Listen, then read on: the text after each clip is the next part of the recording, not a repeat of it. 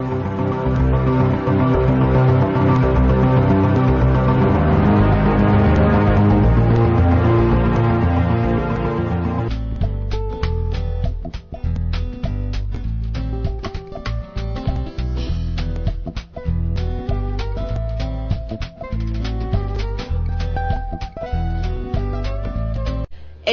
D, votre magazine spécialisé en développement local durable, conçu et présenté par Silver Tsokoté.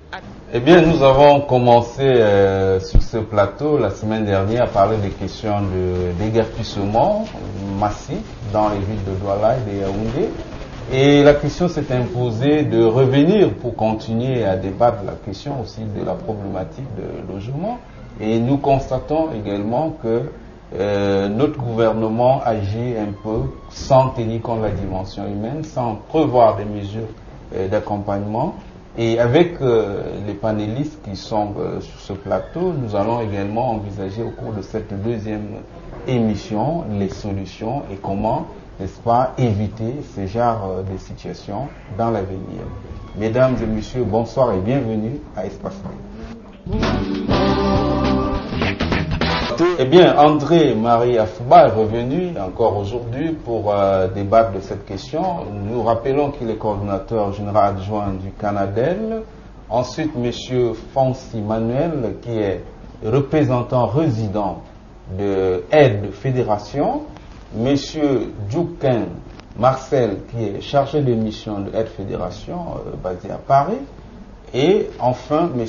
Ibé Isaac, qui est animateur du chantier thématique Habitat Social, Réseau National des Habitants du Cameroun. Bonsoir et bienvenue sur ce plateau. Bonsoir. Bonsoir. Eh bien, on a parlé de la problématique du droit du logement au Cameroun. Et est-ce que vous avez l'impression, c'est une question que je pose à vous tous, est-ce que vous avez l'impression que le gouvernement camerounais est vraiment prêt pour l'urbanisation? Est-ce que le gouvernement a toujours pensé à l'urbanisation des grandes villes camerounaises? Parce qu'on a l'impression aujourd'hui que les grandes métropoles du Cameroun se sont construites elles-mêmes et aujourd'hui on veut mettre de l'ordre. Est-ce que vous ne pensez pas que ce travail qui n'a pas été fait en amont est aujourd'hui d'une très grande compromission pour la vie des populations? Monsieur Afouba. Oui, si vous permettez, je voudrais dire que les différents instruments qui permettent au gouvernement de travailler sont en retard par rapport à l'évolution de la ville. Vous avez le schéma directeur d'aménagement d'aménagement urbain. Pour la situation de Douala que je connais, c'est le SDO. Le SDO, je crois que le SDO de Yaoundé a été préparé vers les années 80-82, mais qui n'a jamais été validé. Donc, entre-temps, les établissements humains se sont faits de manière désordonnée. Donc, le gouvernement sort pratiquement d'un sommet, occupé qu'il était à résorber la question de la crise, maintenant se réveille et est en train de vouloir mettre en place les différents instruments qui permettent de réguler la question de l'urbanisation. Et il faut dire que pendant ce temps, les populations se sont déjà installées. On les a vus s'installer. C'est pour cela que je parlais lors de la précédente émission de la question de la politique urbaine, d'une véritable politique urbaine et des instruments qui permettent de mettre en œuvre cette politique urbaine. Il me semble que nous avons des efforts, notre gouvernement a des efforts à faire de ce point de vue pour mettre en place tous ces instruments. Oui, Monsieur Ibé, vous êtes sur le terrain et lors d'une précédente émission, vous disiez que vous travaillez avec le ministère du Développement urbain et de l'Habitat. Est-ce que vous avez vraiment l'impression, parce que l'impression qu'a le commun du mortel, c'est qu'il y a une bagarre. Le gouvernement ne veut pas reconnaître la société civile, ne veut même pas lui céder, ne serait-ce qu'une moindre parcelle de pouvoir. Oui, je crois que je l'ai dit dans le cadre de la précédente émission, j'ai dit que le plus important, c'est qu'au moins on a des gens qui nous écoutent. Et c'est une chance à saisir pour nous, pour qu'ensemble on essaie de... On peut vous écouter pour vous divertir, sans pour autant prendre des mesures conséquentes. Oui, ce qui est sûr, c'est qu'il y a un temps, parce que lorsqu'on vous a écouté, on vous avait fait des propositions, il faut qu'il y ait on les met dans les tiroirs.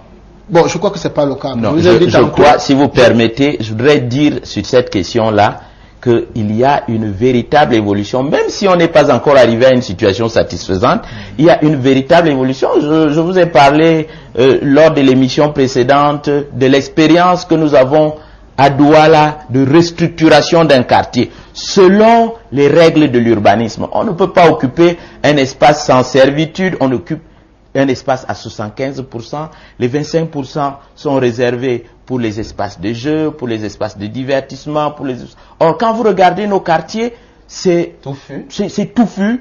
Quand on a besoin d'une intervention dans ce quartier de pompiers, c'est pratiquement impossible. Donc, il faut dire que cette initiative n'est possible que parce que le gouvernement a donné son autorisation. Donc, il faut dire qu'il y a des avancées. Mais nous disons, il faut une véritable politique urbaine et des instruments pour avancer. Oui, monsieur Ibe.